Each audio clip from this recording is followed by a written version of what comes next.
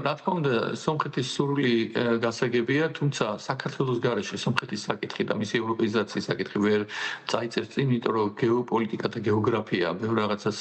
კარნახობს და თუმცა ფაქტი არის, რომ ევროკავშირი დღეს მიესალმება სომხეთის ხელისუფლების თქვა დაახლოებას ევროკავშირთან და არ არის გამორიცხული თუ სომხეთის ხელისუფლება განსაკუთრებით ამ კუთხით მნიშვნელოვანია მომავალი წლის არჩევნები, თუ იქ ხელისუფლება თქვა არ შეიცვალა, დიდი შანსია რომ ის ცოტა ხანში დაეწიოს კიდე საქართველოს, რამდენიმე კომპონენტით ვარცხო ჩვენ წინ, ერთი ვიზა ლიბერალიზაცია, ასევე კანდიდატის სტატუსი და ასევე არსებობს რისკი, რომ თქვა აღმოჩნდეთ უკვე გაფართოების არა იმ ტალღაში, რომელსაც ჩვენ გვინდოდა თქვა უკრაინასთან და მოლდოვასთან ერთად, რომელიც ეხლა გაჩნდა. არამედ გადავიწიოთ შემდეგ, ასე ვთქვათ, გაურკვეველ პერიოდში, როდესაც საუბარი იქნება თურქეთზე ან სომხეთთან, თქვათ ერთად ამ კალათაში მოქცევაზე, რომელიც ასე ვთქვათ ძალიან რთული იქნება გამომდინარე იქიდან, რომ თვითონ თურქეთის თქვათ ევროკავშირში გაწევრიანება უკვე მრავალი ათი წევრებია გაჭიანურებული და არავინ არ იცის როდის დამთავრდება. თავარი ამოსავალი წერტილი არის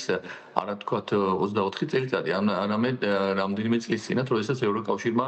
სხვა კანდიდატ ქვეყნებთან ერთად საქართველოს ხელისუფლებას წამოუყენა ეგრეთ წოდებული 12 პრინციპი, რომელიც შემდეგ გახდა 9 პრინციპი. და აი ამ სიტუაცია, ამ მომენტიდან გამომდინარე, უკვე ესე იგი ადამიანი, რომელიც დგას ხელისუფლების უკან, მან ჩათვალა რომ რეალურად ის პუნქტები, რომელთაც შორის ერთ-ერთი მნიშვნელოვანი არის დეოლიგარქიზაცია, საფრთხეს უქმნის მისი განუსაზღვრელი ვადით, ასე ვთქვათ, ხელისუფლებაში ყოფნას და ბუნებრივია, რომ დანარჩენი პუნქტებით, მათ შორის კანონის უზენაესობა და ადამიანის უფლებები და სხვა ფუნდამენტალური უფლებები ითვალისწინებს იმას, რომ ქვეყანა უნდა დაიწყოს დემოკრატიული განვითარება და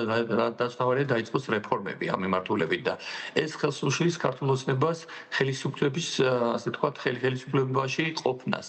მათ აქვს გარკვეული შიში, რომ თუ ისინი დაკარგავენ ხელისუფლებას, შეიძლება მოხდეს, როგორც აქამდე იყო, თქვა ეგრეთ წოდებული ვენდეტის წესით მოხდეს, თქვა ხელისუფლების გასამართლება, როგორც თვითონ მოექცნენ, თქვა წინა ხელისუფლებას, მის წინა ხელისუფლება მოექცა სხვა ხელისუფლებას და ბუნებრივია, ეს შიშები, ასე ვთქვათ, კიდევ უფრო კვებავს ამ, ასე ვთქვათ, ავტორიტარის